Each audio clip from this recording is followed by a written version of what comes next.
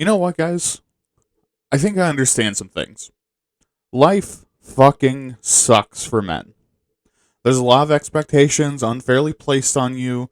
You're not allowed to be kind or gentle to your kids without some boomer ass old woman accusing you of being a predator. You can't walk around at night without having to proactively switch streets around women so that they feel more safe. You have to be stoic and pretend nothing bothers you or you're weak. You're expected to sacrifice yourself, even when it's something that isn't your problem or your fault.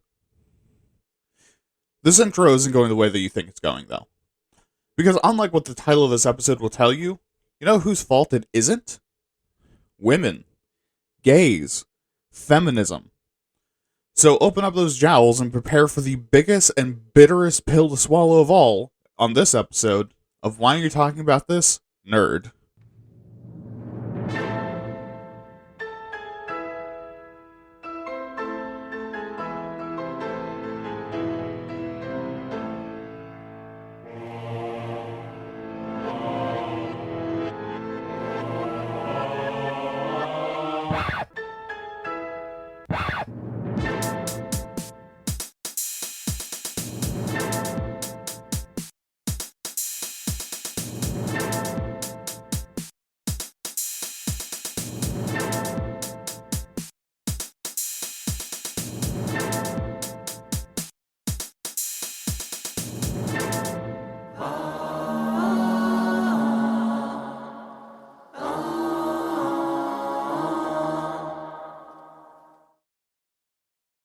Hello, everyone, and welcome to another episode of Waytad Nerd. I'm your host, William, and I will be your guide through the terrifying, depressing world of the Manosphere today. Don't worry, I'll be right here the whole time. But before we do that, I just want to thank you so much for listening. It means the world to me to have my voice in your head, tempting you to give in and subscribe to that Femboys Only fans. It's worth it, trust me. And as far as updates go, we don't have anything super new.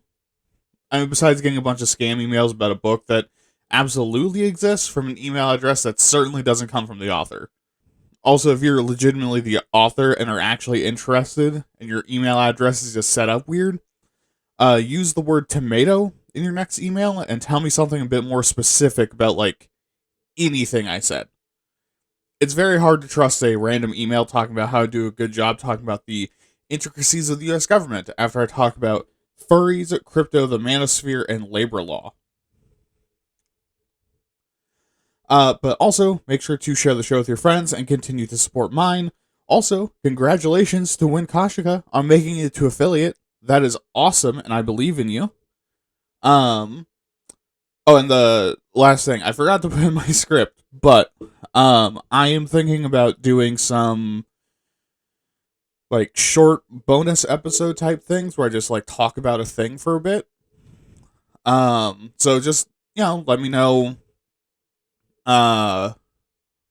Just let me know what kind of stuff you want to hear about that. It's going to be scripted, so it's not going to be like fireside chats, which are just entirely unscripted. So I'm gonna write a script, gonna talk about a thing for a bit, but yeah, a lot more chill, down to earth, just bonus content type stuff. Yeah, with that, let's get to the show.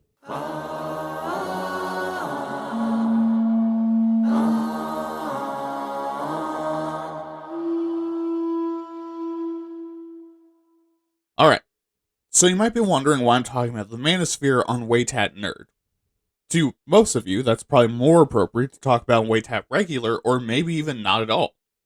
And initially, I had this as a nerd episode because he trigger Andrew Tate funny, but as I did the research, I actually realized how pertinent it is to nerd culture in our community, and how much we need to be responsible for our hand in it, and also how often nerds get poached by the Manosphere. So I guess I should begin by defining what the Manosphere is. It's a network of online communities that rally around a combination of being against women's rights and empowering and promoting sexism and anti-feminism, largely with the excuse of men's rights. They blame women and feminists for most of society's ills and their lack of pussy, and encourage resentment, hatred, and objectification of women. Classy. And usually these people are in a few large groups of people that most members will shift between. These are the kinds of talking heads you usually get. First would be the men's rights activists. Now, if you haven't really been listening too closely, this might sound good, right? Well, that's how they get you. Because they claim they represent the rights of men, when really they mean the rights of patriarchy. They advertise political changes to benefit men, when really what they want and what they do is dismantle feminism, women's rights, and queer rights, and a lot of their activism is actually just abuse and harassment. Now, surprise, surprise, boys, when feminists win, so do you. Because real actual feminism isn't about putting men down or making them subservient to women, as much as some of us would like that. It's about removing gender from our social structure and giving everyone equitable opportunities for happiness, healthiness, and success. And that means you too. Want women to be more sexually forward? Support feminism. Want women to split bills 50-50? Support feminism. You want to even just be allowed to cry sometimes? Support feminism. Anyways, the second kind is the men go their own way activists. These are people that believe that women are enemy number one and the biggest threat to men and humanity. So much so that totally 100% by choice, they choose not to interact with women at all. Except, sometimes, for sex. Really only some of the MGTOWs actually go that far. Most just stop at, well, yeah, of course you still gotta fuck him. What are you, a homo? Which, first of all, sir, yes, I am. But also, what a fucking hypocrite. Kind of related to them is the incel. Now, we've touched on these creatures before, but have never really gone in depth. So, an incel is an involuntary celibate. Someone who doesn't have sex, not by choice. Now, while that's the literal definition, it's deeper than that. Because they're people that believe that because they exist, they deserve a relationship and or sex with a woman, but can't find a partner for them. And because of that insistence and inability or disinterest in taking care of themselves, not being a fucking creep, or moving on to someone that isn't that specific one person they're horny for, they become more and more bitter and eventually violent due to constant rejection. Even if it's not real rejection and it's not happening. And then you have pickup artists.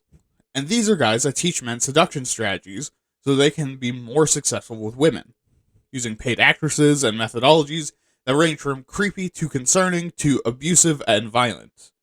Also, if you're into men and you like these guys, one, you need a hug, and two, someone needs to punch your dad in the sack.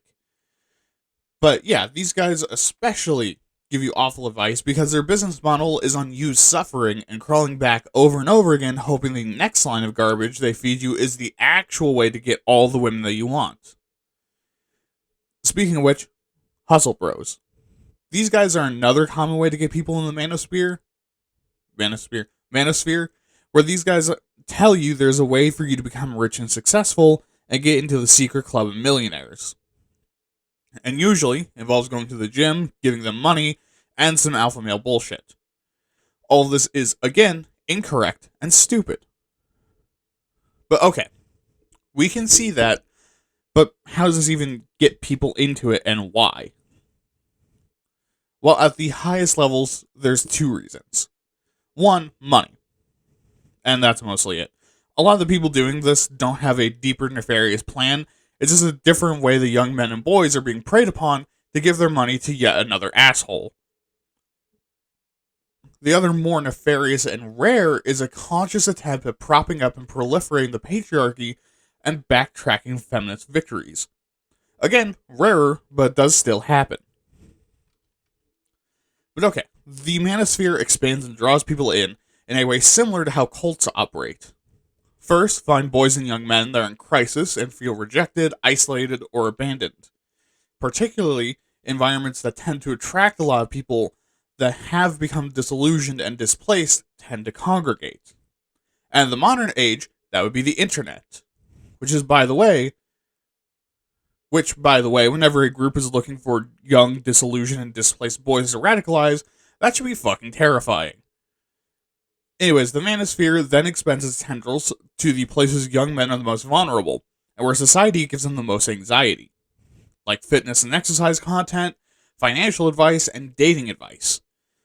Since because men are conditioned by societal values not show weakness or vulnerability, men tend to look for comfort and validation in things that are traditionally masculine, like making money, being part of a community where you're valued for your strength, getting laid, being in shape, and being tough. And they use those things to latch onto you and lead you down an algorithm pipeline, one that tells you that you're in it together with all the other men that feel the same, and that you're the real victim. And from there, introduce you to their communities and echo chambers. And they keep you there by latching onto those insecurities. That this is the only way to fix them and to stop anyone else from making you feel this way, and using current issues, movements, and large demographics of people as scapegoats as to why you feel that way. Or by putting on the pressure and making you angry, afraid, anxious, or like you're losing your place in the world to try to panic you into not thinking about what they're saying. And from there, using immersive and interactive experiences like camps, community meetups, forums, and closed servers and websites to further indoctrinate you. And when they finally fully have you, monetize and expand their influence by pushing ads, selling courses and subscriptions, or selling you their products. And finally, eventually exerting political influence and support for the values that both embolden their power base and make them more loyal, scaring and FOMOing men into joining. But on the individual side of things, what usually pushes men into the manosphere? Well, there are actually some pretty common and real concerns. First, changes in the economy means that men are struggling more financially than ever before, especially when you consider that traditionally masculine jobs are losing their power, influence, and pay, or become less masculine and more irrelevant. Which, if you've been raised in a traditionally masculine way, or have been affected by society's values, this is extremely hard to deal with without feeling like an absolute failure. Because for a lot of men, how they are assigned a value is by how much money they make. Which you aren't, by the way. The world fucking sucks, and the moment of prosperity these jobs had are just entirely gone now. That is not on you. That is on a lot of things. We'll get to it. The second is that gains in gender and queer rights and representation are challenging gender and sex roles and the very concept of gender itself. And again, if you've been raised traditionally masculine, that can be very unsettling. Especially if part of your moral framework is from a few generations ago, where there were different rules behind moral goodness and politeness that are vastly different from now. Especially considering that a lot of those aspects of moral goodness were focused on there being two genders and treating women differently than men. And this does also include men uncomfortable not having power and privilege over people just for being a man, like their dad or grandfather did, or like how they used to. And third is that men have high and rising rates of mental health problems, especially around loneliness, depression, and suicide. And male loneliness and stoicism are major, massive issues in the modern world that we need to discuss more. But we often don't because it's not particularly easy for men to talk about, and it's not usually focused on. Especially by people using social causes like feminism to justify their own narcissism, or for brownie points, or because they want to flip the script. And when you add in the pressure and fear for a lot of men around being considered creepy or threatening, or feeling like they can't express themselves or have any meaningful, deeper connection without getting hurt, it makes a lot of sense why this issue is so big. And the problem with these is that there's no single cause or solution. It's not the fault of men doing this to themselves. It's not the fault of queers or women or really anyone else is living their day-to-day lives. It's the fault from decades of political, social, economic, and technological shifts and changes that are combining in a way at a time that causes immense pain and no real outlet. But it feels better and it's easier to accept the easy, simple answer. And for the manosphere, the answer, unfortunately, is women. Okay, I know that was kind of heavy, and we're not out of the woods yet, but we're going to talk about some terms to really help you understand the mindset a bit of someone who's already in. Also, so that you can see the signs in both yourself and the people around you. Note, though, that a lot of these terms have also been subverted into memes. So just because someone uses them doesn't mean they're in the manosphere. They might just have the brain rot real bad, like me. So first, let's talk about pills. The manosphere loves its pills. Muzzle pills, stupid pills, dick pills, really any kind of pill that they can... Really any pill that they think will make the unspeakable pain go away, they'll scarf it down. But when they talk about pills and a color, they're making a Matrix reference. See, in the manosphere, someone who's taken the red pill or are red pilled have accepted their worldview and that they've broken free from the Matrix and accepted the truth that men are in fact the real victims. But again, this is also a meme. Meanwhile, the blue pill are the people that disagree with them. They don't want to see through the lies. They're so very clearly and obviously in front of them. Oftentimes, too, there's implication that someone who's blue-pilled is willingly ignorant or unaware that they're a victim. But there's also another pill. The black pill. This is someone that sees being an incel as the only way because it's entirely inescapable and hopeless. So while they hate their lot in life, they don't see any point in getting better or trying to get better.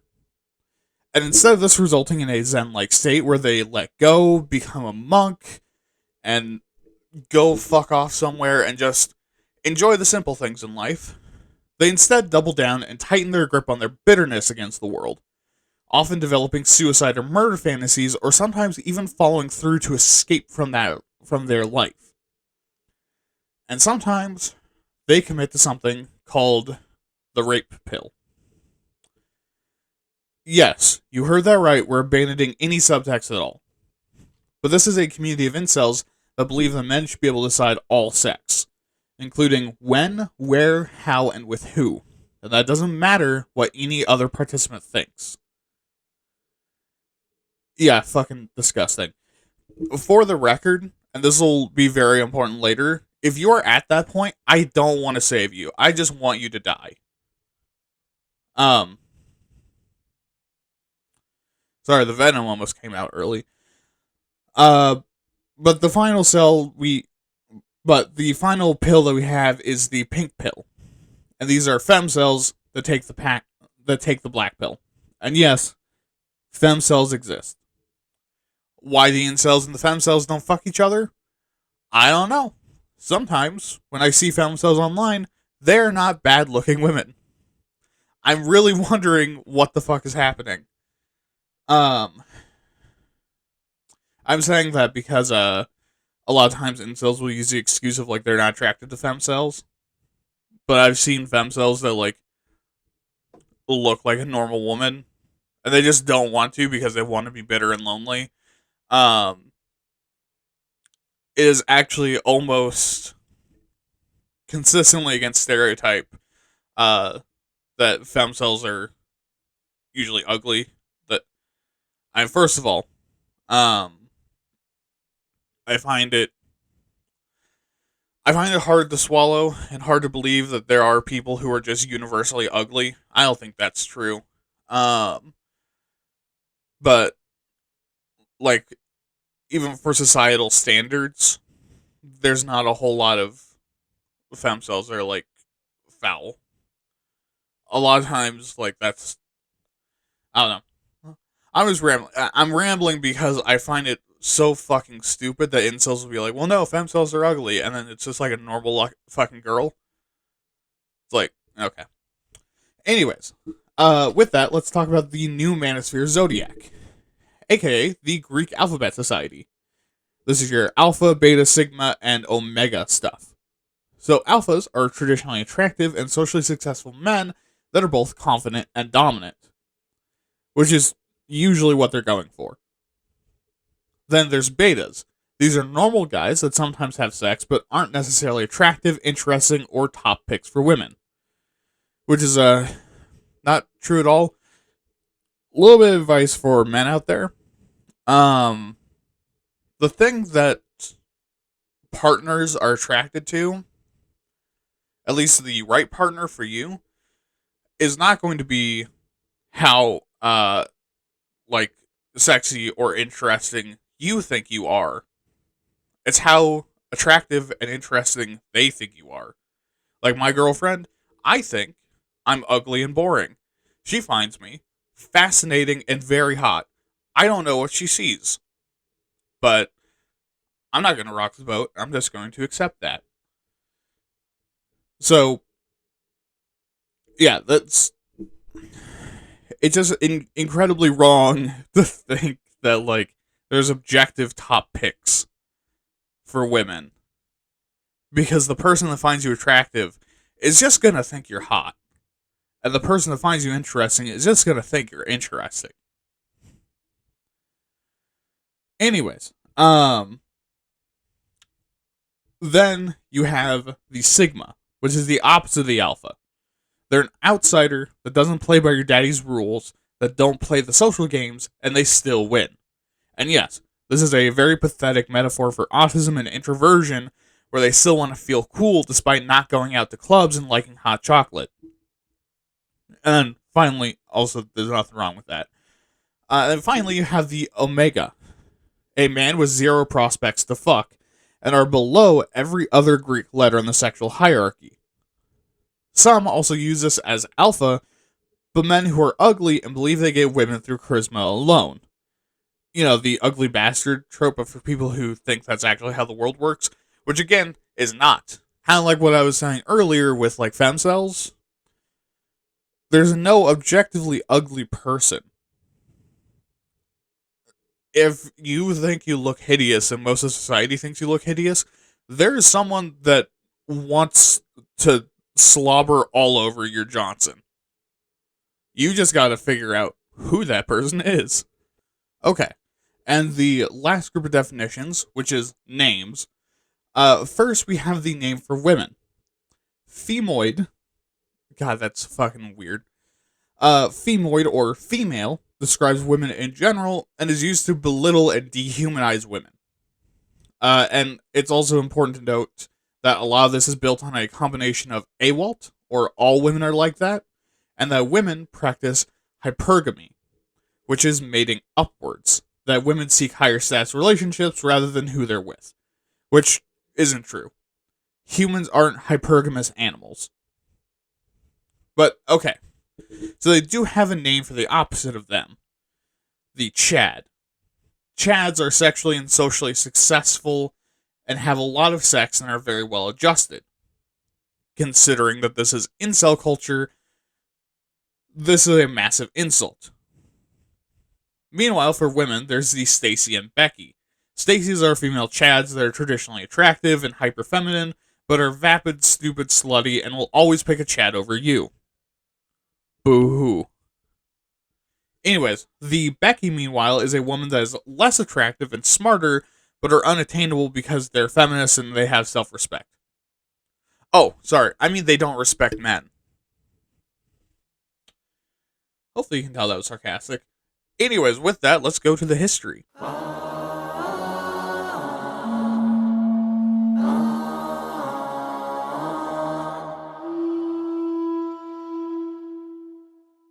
Okay, so our history starts in 1958, which is when that now infamous wolf study happened.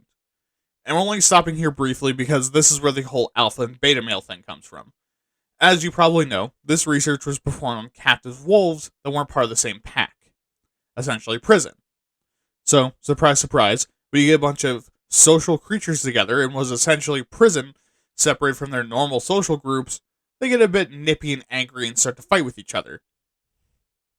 Wow, almost like prison is dangerous. Holy shit, there's an emergency happening. And of course, the same researcher, after studying wolves more closely in the wild, realized his mistake and has dedicated his life to reversing this. Realizing that those weren't alphas, those were their parents. But, yes, this is where the idea of alpha, beta, and to a lesser extent, Chad comes from. Although that one is probably from college movies. Anyways, back to our original timeline. With the early 70s, where we find the men's liberation movement, a staunch ally to feminism. Oh, how the mighty fall. But, at this time, they were founded to acknowledge the role of sexism in harming men just as much as it harms women, and to free themselves from the patriarchy.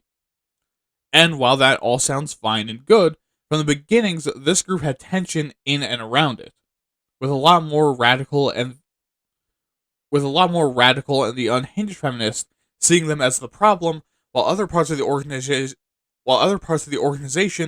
was uncomfortable with taking a stance that felt so anti-man when they were also men.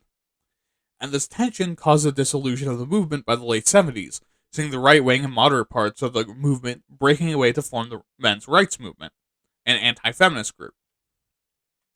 Now, what about the leftists? Well, we just joined up with the feminists, because, we were also feminists. And once we reach the 80s, pop culture begins to blur a lot of the gender lines that were being followed for nearly a century. With bands like Queen and performers like David Bowie and Madonna, people began questioning what masculinity and femininity even is. Combined with major gender victories for women and a rising divorce rate, the MRA begins to swell in size.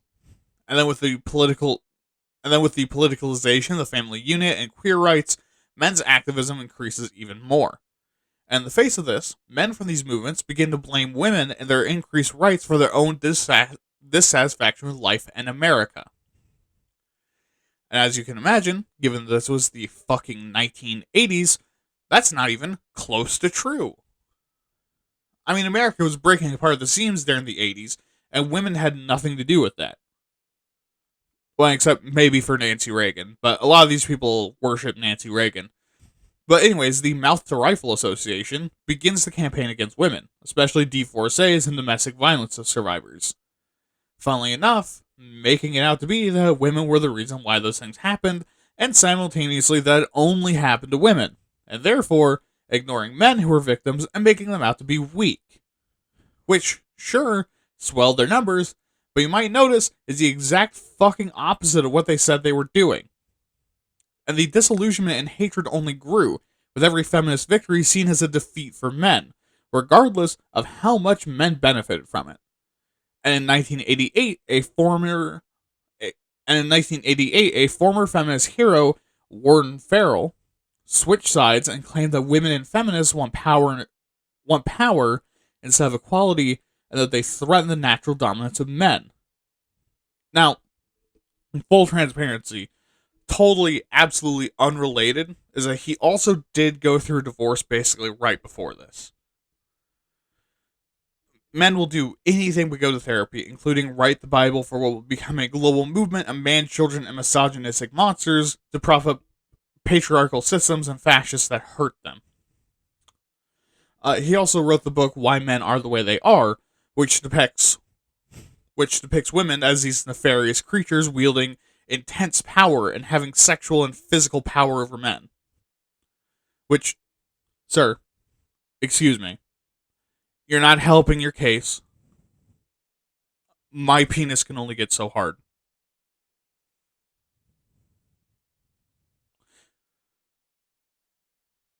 I was going to say more, but you know me.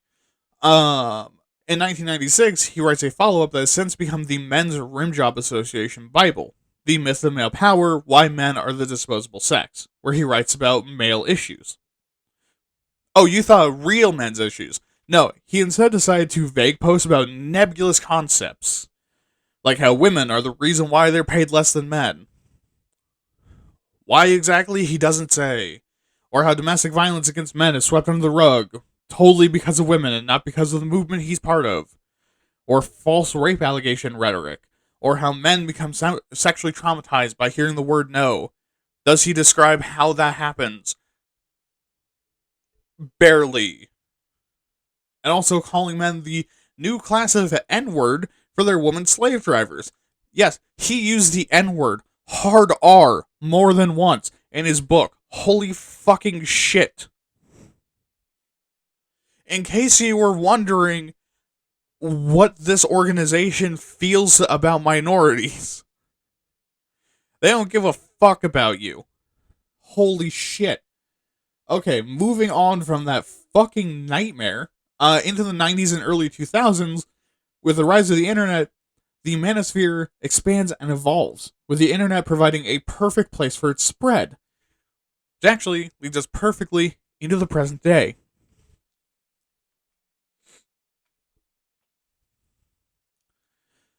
So what's the current state of the manosphere? Well, it's everywhere. Because a lot of politicians and executives are starting to see something that should be very concerning to the rest of us. That if you tease Tatelings with even a modicum of agreeing with them, they'll join up on your side and buy whatever you tell them and hurt whoever you want them to. Which, hey, that's terrifying. But what that means is that the Manosphere is currently the favorite of wannabe dictators, fascists, and corporate overlords that want to abuse your rights and farm you for engagement and ad revenue. Which is why, as you might have noticed, that while these Manosphere douches keep getting more and more shit online, and the current generation of them, like Andrew Tate, Sneeko, Aiden Ross, and others, are falling out of favor online, they're getting a lot of attention from people that like the idea of a sect of disillusioned young men that can pretty easily be convinced to commit violence or pay out the ass for literally nothing. Like politicians and executives. Also, I'm not focusing on any one of those people or really any Manosphere talking head, because I really hate the idea of helping them to masturbate, hearing the sound of someone trying to humiliate them online. I know for a fact Sneeko gets off of that. Sneeko fucking loves it when you embarrass him. Anyways, but look, that sounds doom and gloom, but there is some hope. Because while these guys keep popping up and are often supported to do so because they drive engagement on platforms, there's significant pushback and fighting against them. From the smallest cringe comments to reporting their posts, people showing up en masse to get these people banned, all the way up to positive content creators and commentators of all kinds coming out and talking them down. All of this is good, because the tide is being stemmed. Not quickly, but it is. But let's talk about why we even need to be stemming the tide.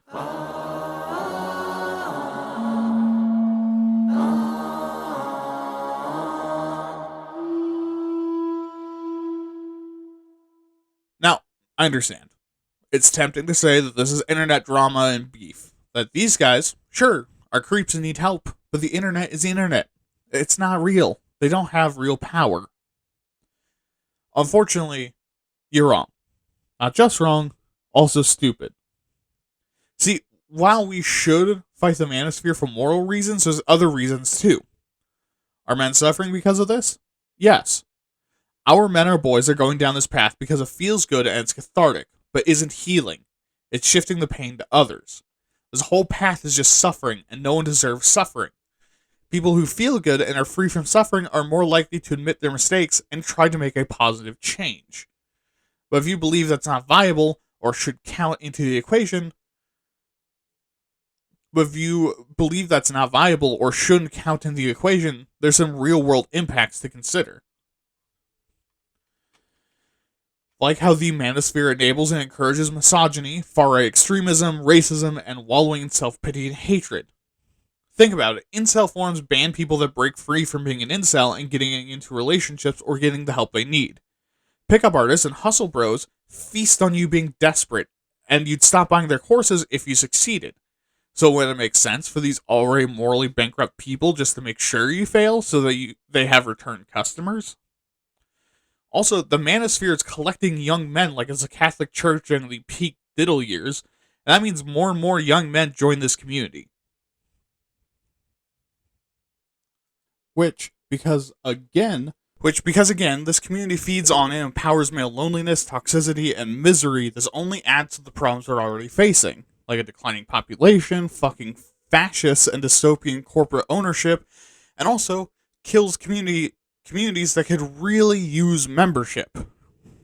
Like 90% of nerd communities, or trades, or hell, unions, and organizations like the Masons and homegrown political parties. And no, not that kind of political party. And this also spreads the men are the only real victims narrative, which not only pushes back against things that are literally good for men and everyone, but also creates an us versus them narrative that can very easily cause the Manosphere to expand. Because the only way to show you're not in the Manosphere is to be against men, where's that shove young men? Basically, by creating the narrative that men are victims and then fighting the people with that narrative by saying men are trash, it pushes more men into that group. And I don't mean making clear and obvious jokes. I mean saying it either in earnest or when it's not a crystal clear joke. Of course, the Manosphere also breeds violence, with sects of membership luring in young men to believe murder, suicide, and rape are okay. And surprise, surprise, the fucking fascists are back because of them. So let's go talk about how to fix this bullshit.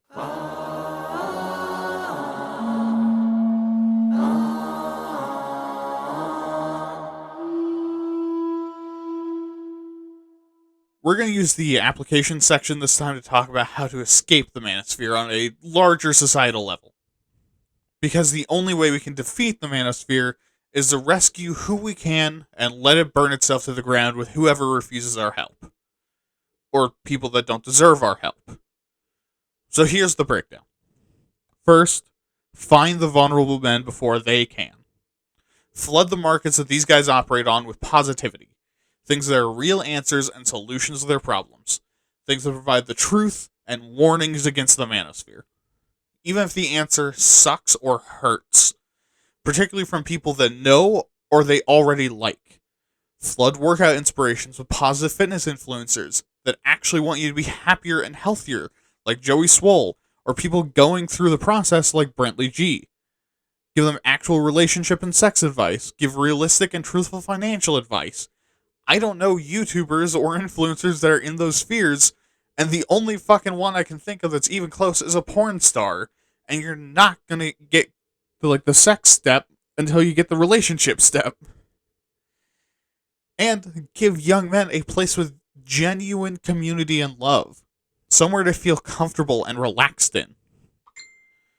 Failing that, which you most likely won't be able to catch them if you weren't there to see the fall in the first place, once someone joins, the best way to get them out is to get them to have their moment of realization, and then support them when they're crawling their way out of the shit.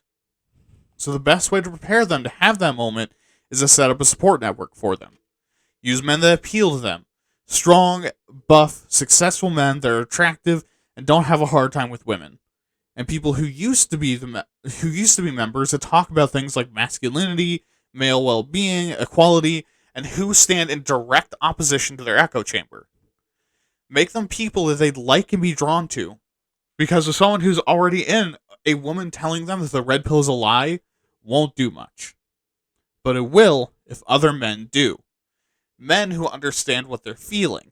Or men who look like their worldview, but are kind and gentle. And once they have their moment of realization, let them rehab for a bit, surrounded by loving and supportive men that can help them establish themselves before letting them go into the outside world when they're ready. And then we can focus on deplatforming recruiters and people trying to spread the Manosphere. Because if we can cut off their access to new recruits, we kill the momentum. We slow the spread and can stop them in their tracks as we drain their membership. But the final step is a preventative measure. We should be teaching our boys and young men how to deal with their feelings and with rejection, how to correct their own misogynistic thoughts and belief, how to take no for an answer, how to build a community and feel confident in yourself, and how to cultivate and maintain healthy relationships and boundaries. Because with all of that figured out, our boys will be too smart, too self-assured to fall for it. Let's go to the soapbox.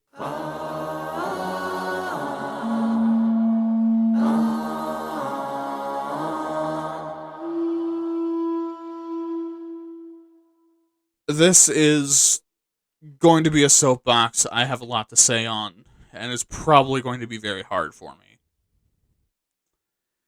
This was a hard episode to do. Not because the research was too intensive, or because there wasn't enough information, or because sources disagreed. It's because reading everything I found, doing the research, and writing the script, it fills me with a sense of dread and horror how close I was to being lost.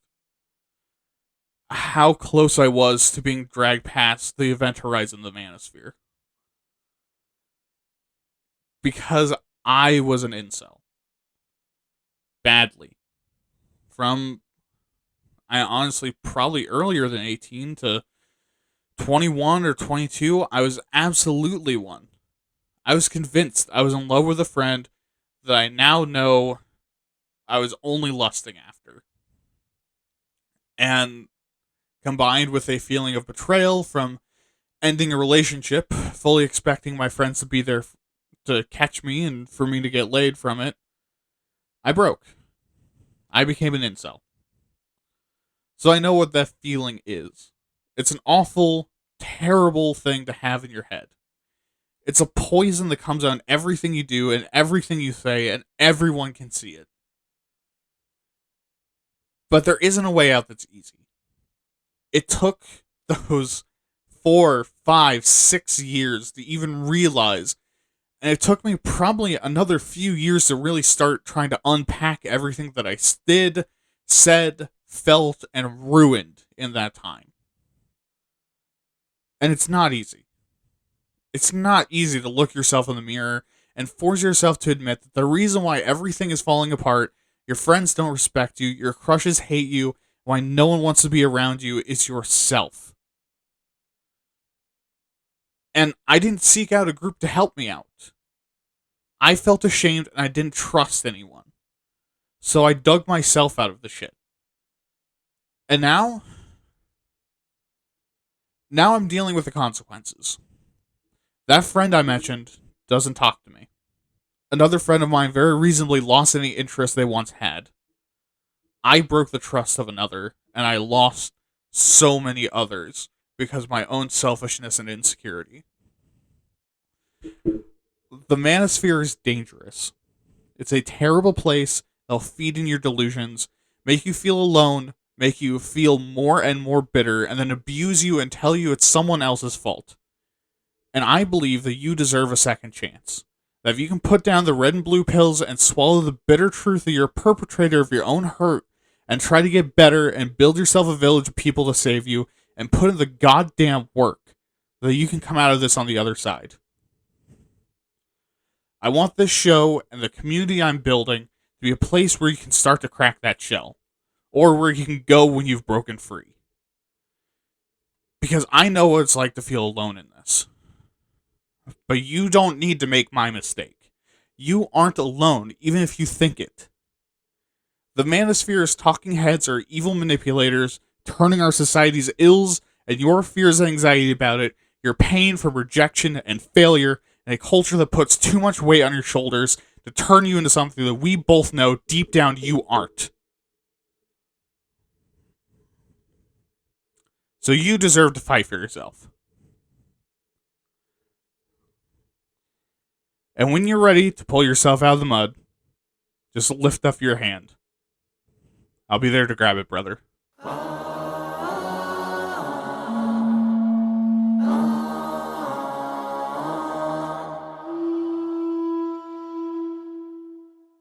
I really needed to get that out.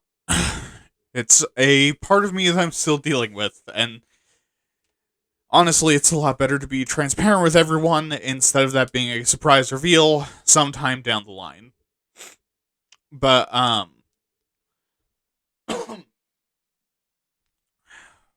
anyways, if you have opinions, advice on how to make the show better, fan art of Mprig, Andrew Tate looking submissive and breedable, your own escape stories, and really anything else you want to tell me, make sure to email me at waytatpods@gmail.com. That's waytatpods@gmail.com. Remember to check out my other podcast, Waytat, where I do basically the same stuff. For this episode especially, but more related to real world issues. And also remember to follow me on Twitter at waytat_pods for more episode announcements. Have a good night. Don't murder. Have fun. And remember, you got this. You'll get out. This has been Why Are You Talking About This Nerd? I've been your host, William. Good night.